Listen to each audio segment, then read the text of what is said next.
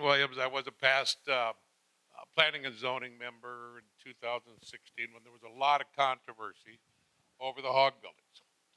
A lot of 1 o'clock meetings. How do you plan to appropriately balance the needs of agriculture and urban sprawl in Yankton County? One thing that I was unaware of when I was on planning and zoning, it was 20 acres for an acreage. I believe it's now 5. Is that right? 10. 10. And I fought that because I don't believe in that. We will lose thousands and thousands of acres to urban sprawl, and we're protecting our farmland, your food. We start to need to go up instead of out. But how are you going to protect agriculture with the urban sprawl going forward? Because like even the lands that might be developed with the new sewer system stuff, we're constantly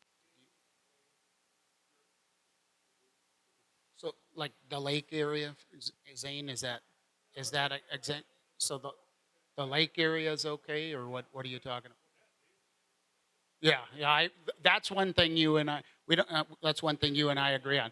Yeah, yeah.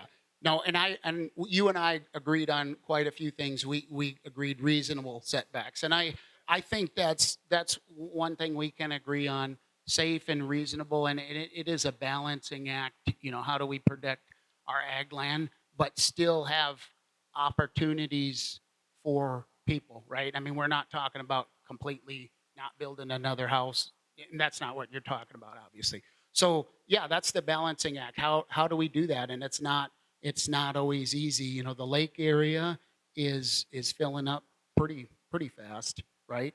And you know what do we do after that? And on my time, at least about 8 years, we've not rezoned any agricultural zoned property. We have rezoned some rural transitional property into what's that?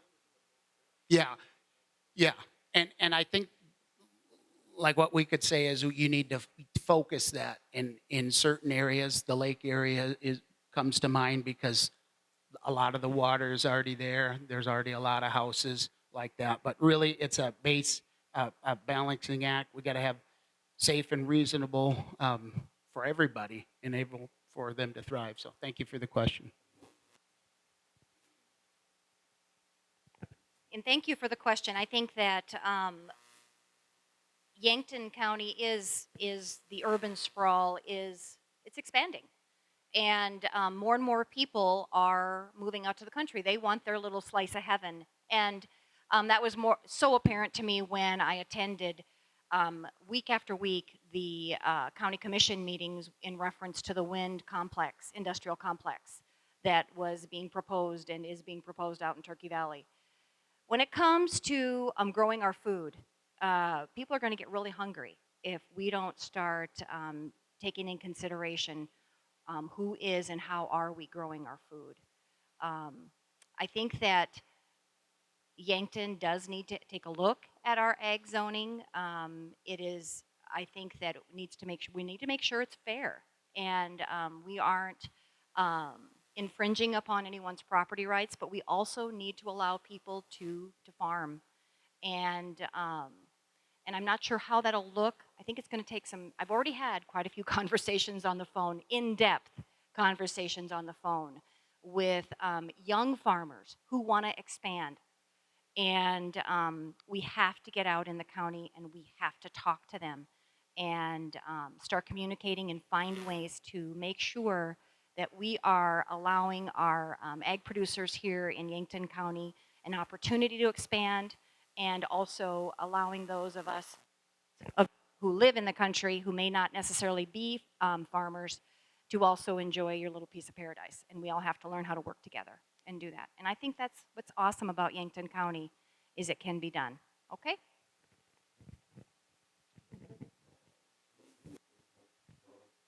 All right, so this is a zoning question, really. Let's start off with ag zones. That's how we protect it. Smart zonings, and we need to look at our zoning map and be smart about it. We need to think about our zoning map in a long term that protects ag for long term. Also allows the city to grow in the smart ways, where where the services for housing can be provided, but some cases where sewer systems can't be expanded to, we should probably not start opening that up to housing. So we have to be smart about it. We have to look at the map as a whole. That's the whole point of zoning, is to have smart planning. Next thing about the ag zones. Right now, I've said it before, said it many times. Some of the setbacks are ridiculous. Um, I hate the idea of using setbacks as our zoning law, as the principal way we zone. I was against the setbacks with solar and wind because they didn't make sense. Same thing with hog barns and cattle yards. The setbacks aren't doing anything other than restricting them unreasonably. So we need to have smart zoning. We need to have smart laws that actually address real problems rather than just setting up something to appease some crowd. So, and that's one of those hard things. You got to listen to the people, but we have to be smart about what we are doing. They have to address real problems and with solutions. You know, I agree with what Ryan said. I think part of the biggest problem we have with our zoning ordinance is that we've limited how much profit that farmer who's working day and night to keep that farm in operation so he can pass it on to his sons or daughters down the road. Inflation's gone up, their costs have gone up, government programs have been discontinued because East Coast and West Coast wants all our money, and we get cut out here in the middle. A person can't keep a business, and a farm is a business, going if you're limited or told what your limit is that you can produce out of that business. How do you keep a young son or daughter on the farm continuing the family way when they see mom and dad toiling to exist, pay their taxes, put food on the table, help out their children going to college or whatever, if they cannot expand their operation? I mean, you might have made a lot of money back in the old days at 500 head of cattle. Nowadays, 500 head of cattle puts you out of business. You got to let that business grow. Thank you. So balancing ag and urban sprawl, I think that Ryan did a good job of explaining the smart, reasonable ways that that can happen. I am a big believer, let ag stay in ag. We do not need to be putting individual homes out in the middle of rural areas unless those people fully understand ag is priority there, because it's going to be dusty. It's going to smell. There are things that happen in ag areas that do not traditionally happen in what I would call a city center. So let's be developing out on the periphery of the city limits of the communities that we have and start growing those out rather than putting neighborhoods out in areas that should be focusing on rural. Because I do believe that farmers should have the opportunity to diversify their revenue sources, whatever that looks like for the farmers to do.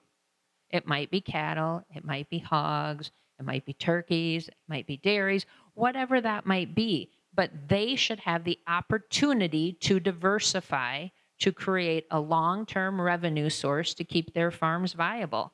And how do we do this as a county? We have civil conversations because not everybody wants the same thing. There is no one right answer. So we have to have those civil conversations to try and find some type of a resolution for the ag community.